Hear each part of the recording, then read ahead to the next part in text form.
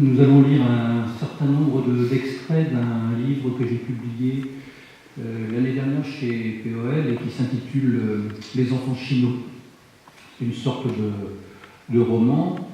Dans ce roman, le personnage principal est un enfant, plutôt à la charnière de l'enfance et de l'adolescence, 14-15 ans, disons, dont le prénom est Chino. Au fur et à mesure du récit, il engendre des sortes de doubles ou d'avatars de lui-même, qui à chaque fois représentent une autre version, disons, de l'enfance. Et à un certain moment du livre, le texte fait un bilan de ces avatars, et le titre de ce chapitre, c'est « Blouse de l'enfant plié en 4 ». 1. Je suis l'enfant indécis, l'enfant imprécis, l'enfant du génie et de l'idiotie, l'enfant à jamais pas fini, l'enfant condamné à s'améliorer, l'enfant qui a du mal à suivre la voie car elle est tortueuse pour le samouraï qu'on l'a sommé d'être, l'enfant à cause de ça sournois, fabuliste et pétochard, l'enfant des présages flous, l'enfant trou de sa mémoire dès le départ, l'enfant compliqué à destin multiple comme un couteau suisse, l'enfant qui ne s'aime pas plus qu'on ne l'aima ou qu'il a cru qu'on l'aimait peu, l'enfant qui recherche partout où il est la preuve de lui-même, l'enfant jamais vu par soi que dans les yeux suspicieux d'autrui, l'enfant poursuivi par soi-même partout jusqu'à la perpète, dans ce qui sera son corps de vivant, au seuil de la tombe ou sur le paillasson aux portes de l'infini. Mon père m'a dit, par voix de son maître, pour copie conforme sa moitié, ma mère, que je n'avais qu'à bien tenir mon rang, c'est-à-dire moi-même en version sociale, à bon entendeur, salut, je m'entends. Avec codicile en parler moral, qu'un bon communiste est premier partout, et pas minus moche chez les derniers en tout. Prends ça pour ton grade, si t'es que deuxième. J'ai pas su d'emblée ce que signifiait l'adjectif critique pris comme substantif, et fort peu après avoir deviné, je ne l'ai plus su.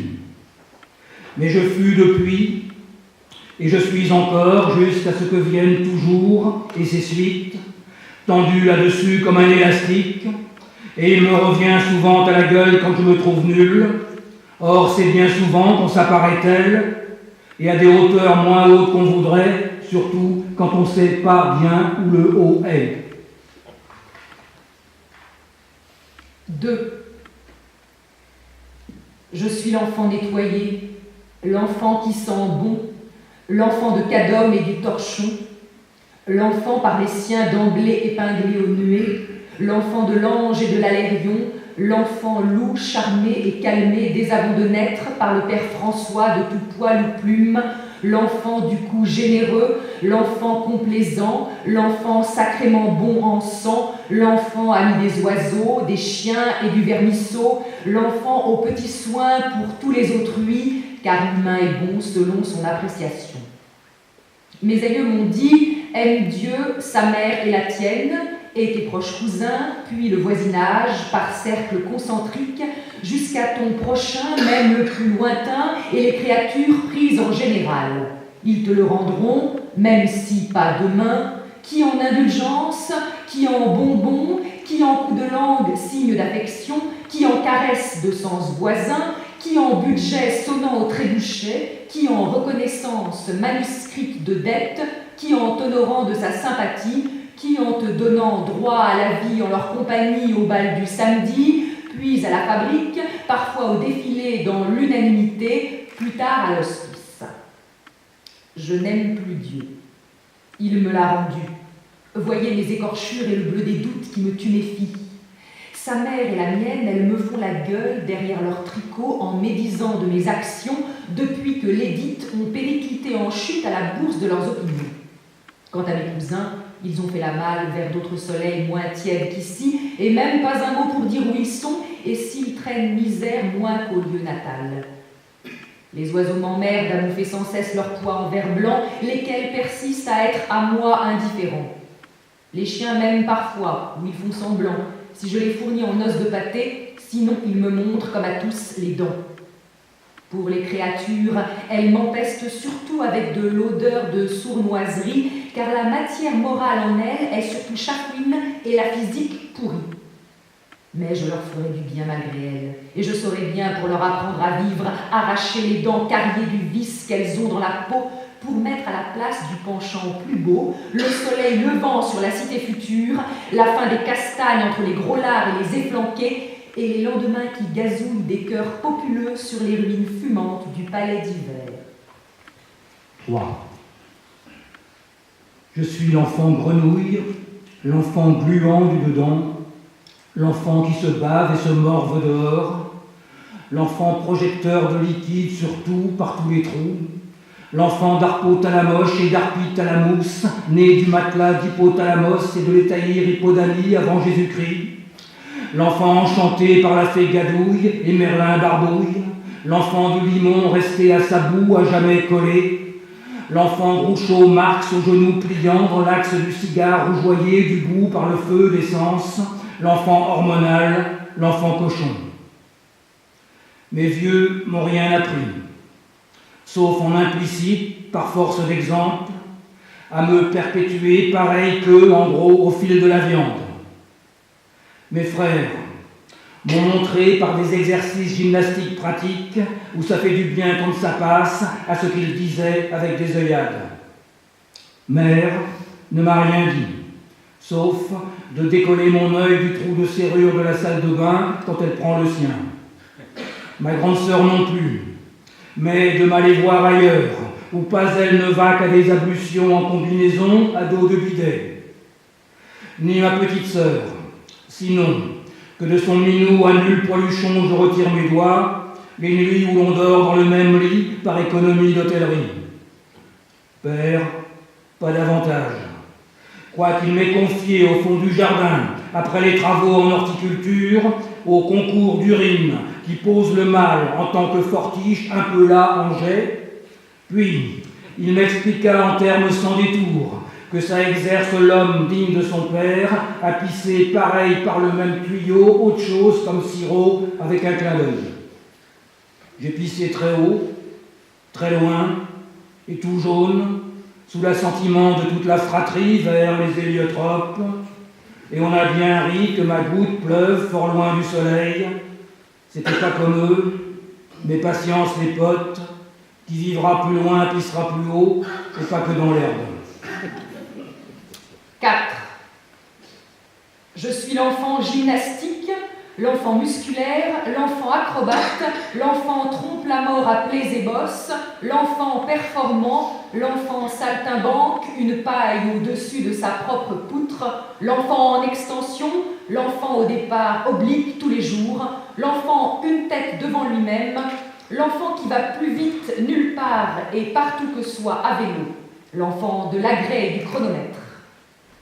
Père m'a dit, sois fort, purifie ton corps, entraîne dans l'ardeur comme conseille Shojin, le sage tout bridé, et va pas distraire dans la paresse, la boisson, le style intellectuel maigrichon. Et frappe l'ennemi au corps, frappe la vie au poing comme sur sac de sable, frappe au cul le kleps qui te barre la route en crottant dessus, frappe au cœur Tristan, au ventre Agrippine, dans l'œil qui tu veux ou veut qui te veuille. Et mère fit chorus, quoiqu'en décalé, car l'aspect sportif le cède chez elle à la passion associative. Elle m'a dit un jour, alors qu'elle cousait à cause de grossesse proche ou imminente sur gros S Saint-Ger à pédale d'acier, tu vas pas rester empoté tout seul dans ta marmelade. Adjointe à autrui, adhère résolument au club. L'homme est comme le termite ou la fourmi, non l'ours, il vit et peine en tas.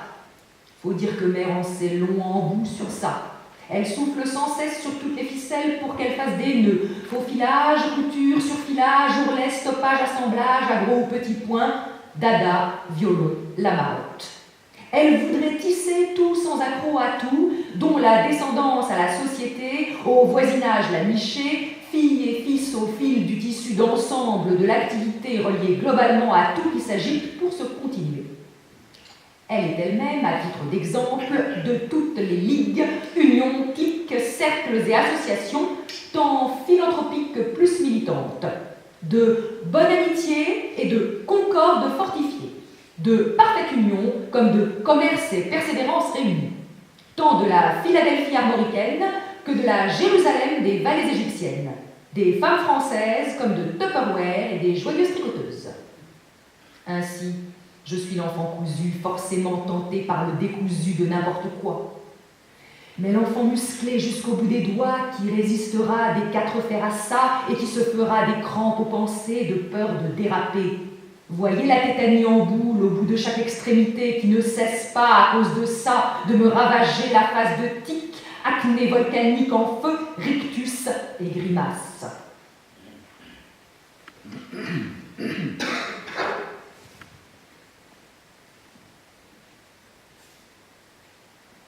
Liste des fautifs. Oui, Chinot voit tout. Tous ceux qui s'enfuient à jamais sur place d'eux-mêmes et de tout lieu. Comme lui. Comme lui. Qui?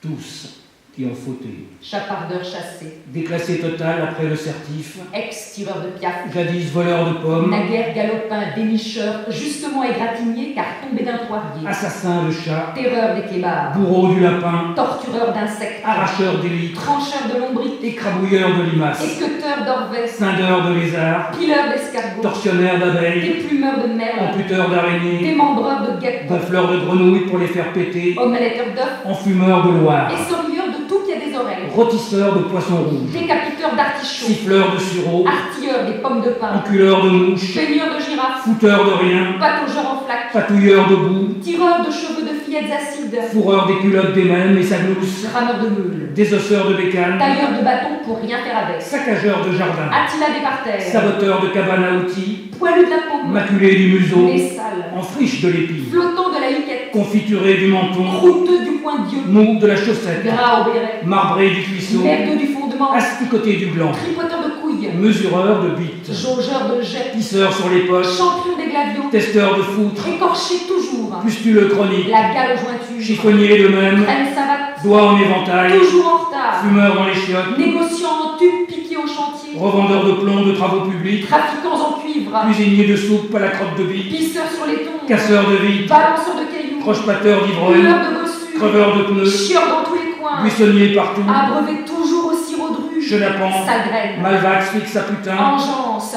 Tous les rejetons de l'ignominie. Dont lui. Dont lui.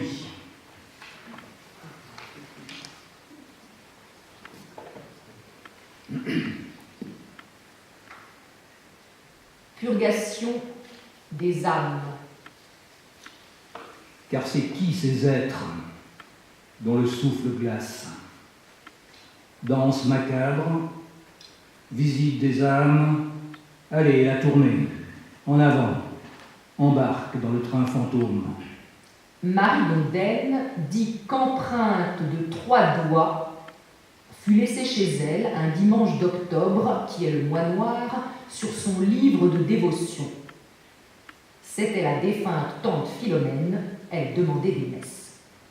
Augustine a vu empreinte de 5 doigts sur son bonnet de nuit, comme cramé par de la bougie.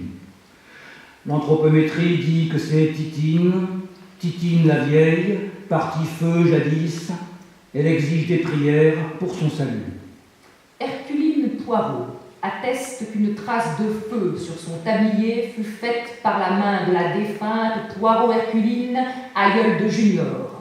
La Blette, fille à poisson, entendit des bruits fort épouvantables dans les cabinets, et juste après, une marque intempestive sur manche de chemise. C'est le doigt vengeur d'Enguerrand de Poisson, rappelé à Dieu au temps de Dagobert, qui lui reprochait la vie dissipée dans la dite chemise retroussée haut pour des Jules souvent. Pinard certifie qu'elle a vu chez elle, mais à jeun, apparaître en ombre, mais reconnaissable, sœur Jeanne des Eaux Claires, bisaïeule Clarisse, et toutes les bouteilles pétèrent dans la cave. De l'apparition, il reste un creux dans un coussin que chacun peut voir, car la nonne Finaude voulut, par imposition de l'index dessus, que nul ne soupçonne le délirium très mince. Madelon témoigne, ma belle-mère Géza, morte sous Vincent Auriol, se dressa devant moi, attifé, pompeux. Elle me tendit un billet de 1000 pour le mettre au tronc et que ça lui paie un peu d'indulgence. Le voici, le gras au poing, c'est la marque de son pouce. Puis, elle croula en os et en merde que le chien bouffa. Il n'en restait rien au petit matin. Toutes sortes d'empreintes chez la mère pomme cuite, pourtant assidue question serpillière, en carré de chocolat fondu sur le chevet, en rond de verre à vin sur la table basse, en déchiqueté roussi sur la pile de draps dans l'armoire. Dans le dernier cas, ça a fait un trou tout noir au milieu, mais n'accusons pas le fer à repasser. Cendre sur un livre d'ornementation de table de nuit chez la Pille Jacasse. Ça pourrait passer pour de la poussière, mais penser ainsi est mesquin et mécréant. Car la trépassée Juliette Papogo, une lointaine cousine, passa cette nuit-là en costume d'époque, et dans son sommeil Pijacasse la vit comme je vous vois, qui posa la main sur le traversin et dit ces paroles. Va en pèlerinage chez les sourds et muets et dit sans taver silencieusement pour le pardon des médisants. Cœur, etc. Unisson final, opus 67, ta-ta-ta-ta, ta-ta-ta-ta. On tient le registre à disposition. Quand ces faits dûment répertoriés vous repassent en boucle, comme petit vélo dans l'anneau du crâne, on fait moins le fier que Voltaire. Et voilà pourquoi, parmi choses et autres, Chino, l'effaré, contorsionne son corps qui dort au fossé, parmi les ruisseaux de sueur et pipi. À un certain moment dans le récit, l'enfant Chino et ses camarades ont bu un petit peu trop de cidre et ils se sont endormis dans un fossé. Et pendant leur sommeil, ils ont un certain nombre de cauchemars, de visions cauchemardesques. Vision de Chino. Le rêveur redresse lentement la nuque. Sa vertèbre fait un drôle de grincé. C'est à cause d'un manque de souplesse de l'articulé amoché par l'urée des mauvaises pensées. Ne tourne pas trop vite ta face vers le ciel. D'en haut, elle fera comme un fond d'assiette, vu comme tu es pâle. Gare que la figure auguste que tu scrutes la prenne pour le plat où on met son pied, ou même qu'elle pose son cul dessus pour t'étouffer. Déplie lentement les os de ton cou, remonte en douceur. Attention les yeux. Là-haut, une tête observe le monde comme ce qui s'amène de bon à bouffer pour ses appétits. Elle a déjà une fleur de roulé de jambon piqué dans la purée de ses cheveux. Au monde extérieur, elle dit, par cette scénographie, qu'elle tient sous les jupes de ses intérieurs l'enfant mort-vivant. Elle y cacha, après le coton qui éponge les pus, le mercurochrome en badigeon et les pansements sur ses écorchures, pour que le monde sache qu'y être venu l'a mis dans la merde et qu'il y étouffe sous perfusion d'amour maternel exposé au gaz. Va savoir qui c'est, dans ces confusions de coques bouchonnées, la dame qui rictus pincée dans le cadrin, ses lèvres remuent en caoutchouc, ses muqueuses en forme de petites saucisses gercées de crachats déclarent sèchement. Te v'là, Asteur, barbac, saoulé au mauvais esprit du vin de la pomme, et tu cauchemardes, c'est bien fait pour toi. Mais tu le sais bien, ça date pas d'hier, ni que l'aura demain. Viens, que je te montre la mégère fameuse assise au bord des grandes eaux. On l'a déposée là comme en hôpital, elle ne bouge pas beaucoup, mais motus à ce propos, si des mots venaient, pas un qui serait doux. Laisse-la ruminer ses fatigues, tâche de digérer les tiennes. T'occupe plus des juntes, étouffe les sanglots, clapet les rancœurs. Le mieux, c'est rengorger. Choisis la constance en indifférence. Et que vers des lointains, de plus en plus lointains, s'en aille la brûlure du ressentiment diminuée en lumignon de lent et long et presque transparent étonnement. Elle t'a légué cet étonnement, d'être posé là en habit de honte parmi les vivants. À peine elle t'aura donné par inadvertance droit à vivre ici, qu'elle aura pourri cette même vie jusqu'à tenter plus. Tu vois de qui je parle? Un petit effort, ça te reviendra. Cherche bien. Voilà. C'est celle avec qui tu eus rapport instinctif, locataire de viande, délitaminus. Ça chatouille? Normal. C'est l'être qui gratte. Il vous asticote à peine en fille plop au bord du non-être, en costume de glaire. Suis-moi. Il y a quelqu'un qui veut te causer. La vieille édentée, aux yeux de sphincters hémorroïdaires, transporte le rêveur en ce désert de plâtre, lac livide, formica et toile cirée, appelé cuisine. Chino distingue là, parmi des buées d'odeurs de manger, une femme fumelle, kaki de partout, mais écarlate des joues, assise sur un tabouret aux pattes chromées près de l'évier. On voit ces charentaises qui battent la breloque au bout des fétus qu'elle a comme mollet. Ça explique, primo, d'où elle est sortie, deux mules pointues en croix sous le nez. Et hop, l'enfant repiqua au trac qu'elle soit comme truc là, par association feutrée d'images de chaussons. Ça rappelle, Dezio, que l'enfant petit parle à des genoux, et s'il est assis, que son horizon étouffe sous des pantoufles. Ça dit, Tertio, que la dame est colère. Oh la prudence, mollo le pas. La femme, au teint de compote de pommes, tient à la main une poêle dégoûtante d'impure sauce graillon. Elle agite en l'air ce funeste ustensile. La sauce salope tout, plic-ploc sur le lino. La dame, au biceps de moulin à vent, râle d'autant plus car qui va torcher. Sa figure convulse. Sur son front est écrit « Maman ». Chino est bien stupéfait. Mais pourquoi s'étonner? D'où on est sorti, on n'en sort jamais. Car on y revient, c'est l'instinct qui dicte, sous influx d'hormones et testostérone.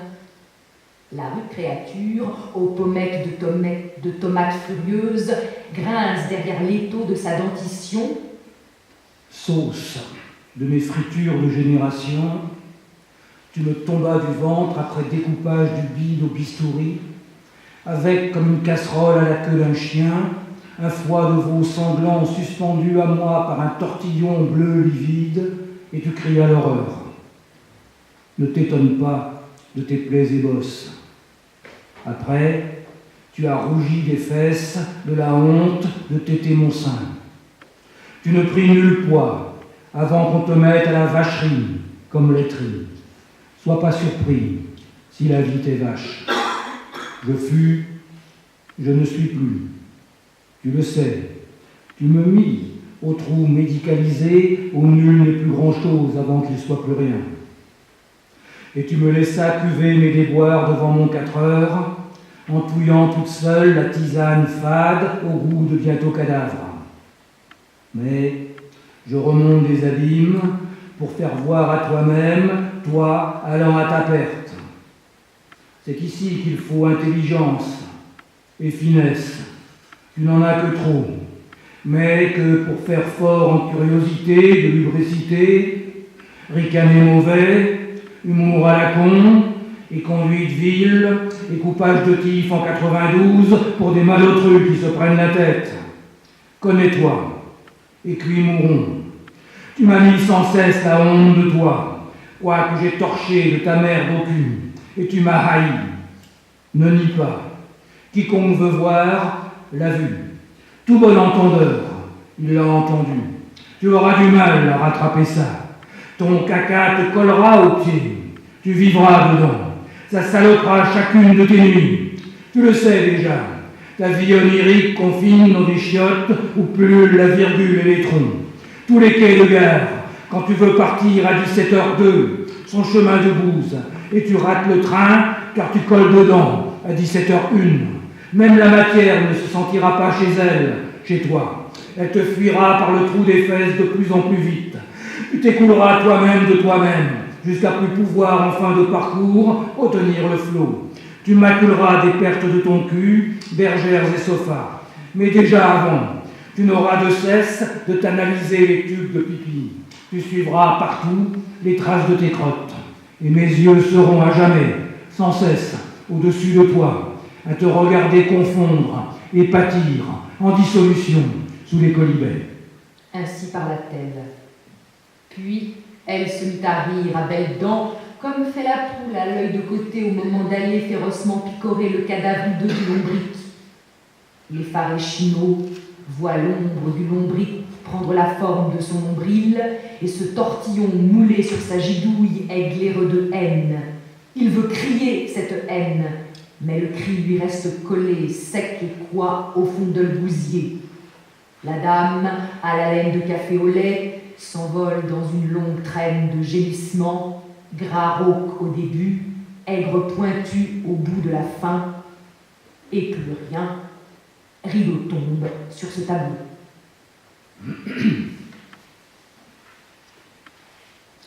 Liste des saints qui boitent. Ce saint boite. Ou carrément, il a une jambe de bois, mais sans la rondelle, en latex dessous pour compenser l'épaisseur en bois de semelle du pied d'à côté. Saint Clopin, Clopin, Clopinant, Cloche, Clochard, Clodo, prince de la Mouise, Claude du Jura, Clou 92, pape, Clodoric le Vandale, Saint raccourci du bon secours, Saint Accroupi de la lunette, Saint Roch au mollet percé, Saint Z le tortueux, Saint élastique le contorsionné, Saint Prutis venu en eau jadis d'outre-Manche, Crépin d'Azincourt de la courte patte, Saint Crispin, Saint petit bec, Saint Trois Pattes du Canard, Armel le déambulateur, Saint Long John Silver cantait son perroquet, Saint P monocale et son flamant rose, Horatio l'amiral au péril de la mer, Saint Arthur l'illuminé, martyr sous Napoléon des Caropolitains, ou le même en version Jean d'Abyssinie l'amputé, Saint Estropie le mésénier, Saint Dahu des lieux en pente, Saint Empoté l'omnipotent, Saint Crochu, patron des bancroches, Saint Béquillon des miracles, Saint Jean du Pilon, le monomaniaque, Saint Jean Prothèse le béquillard d'Antioche, Saint Jean Xylopode, l'aigle unijambiste, Saint Jean Ostéopathe de Constantinople, le rebouteux des claudications, Saint Turlou des courbattus, Saint Maudet des mous du genou, Saint Cam de Léon, le celtique, Saint Kiclor de Cork, l'apôtre en celte des bossus, Saint Denis de Portion, le rédempteur des Cudjats, Saint Gilles le Boitou, confesseur de Belge. C'est la tombe à Saint-Turlou, en voiture, passe à côté, passe en dessous, et hop, fini les courbatures. C'est le gisant de Saint-Maudet, passe dessous, passe à côté, repasse dessus, repasse dessous, et zou, guérit le mal au genou. La musique est de Jean-Christophe Marty. Merci beaucoup.